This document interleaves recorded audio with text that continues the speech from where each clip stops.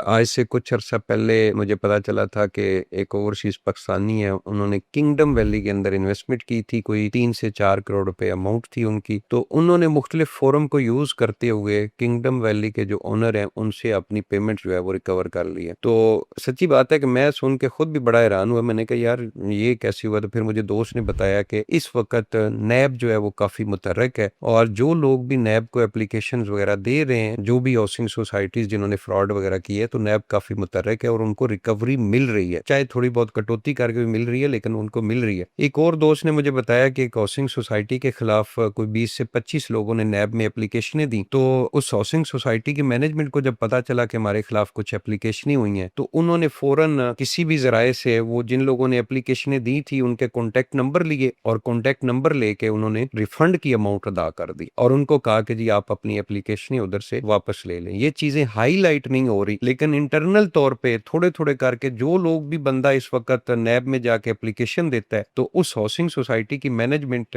वहां तक पहुंचने से पहले पहले उस कस्टमर को रिलीफ दे रही है, क्योंकि नैब का एक प्रोसेस होता है, उनकी एक तादाद होती है कि इतने लोग अगर एप्लीकेशनें देंगे और इतनी एक मखसूस अमाउंट बनेगी फ्रॉड की, तब उस सोसाइटी के खिलाफ या उस इदारे के खिलाफ हम इंक्वायरी ओपन कर सकते हैं। तो हम लोग अक्सर वीडियोस वगैरह बनाते हैं कि भाई अगर आपके साथ हाउसिंग सोसाइटीज का कोई फ्रॉड हुआ है या आपको प्लॉट नहीं मिल रहा, तो आप जो है वो किसी इदारे के अंदर एप्लीकेशन वगैरह दें। तो मेरे मुझे ही नीचे जो है वो लोग जो है वो बुरा भला करना शुरू कर देते थे, ये आपने उस वक्त जी ये वीडियो बनाई थी। भाई मुझे दे लो गालियां, मुझसे गलती हो गई, मैं तो हर वीडियोस के अंदर अपनी वो गलती तस्लीम करता हूं कि मुझे बूम के अंदर उस हद तक उन हाउसिंग सोसाइटीज को प्रमोट नहीं करना चाहिए था, लेकिन वो हाउसिंग सोसाइटी अभी भी स्टिल एग्जिस्ट कर रही हैं, साइट के ऊपर उनकी डेवलपमेंट भी है और वो थोड़े थोड़े करके डिलीवर कर रहे हैं। गो के अभी उनकी प्राइसेस उस हिसाब से नहीं बनी। अगर मार्केट रियल एस्टेट मार्केट अच्छी चलती रहती, तो जिस बंदे ने 15 लाख रुपए का 5 मरले का प्लॉट लिया था, आज अगर उस बंदे का 20 लाख का या 25 लाख का प्लॉट सेल हो जाता, तो कोई बंदा भी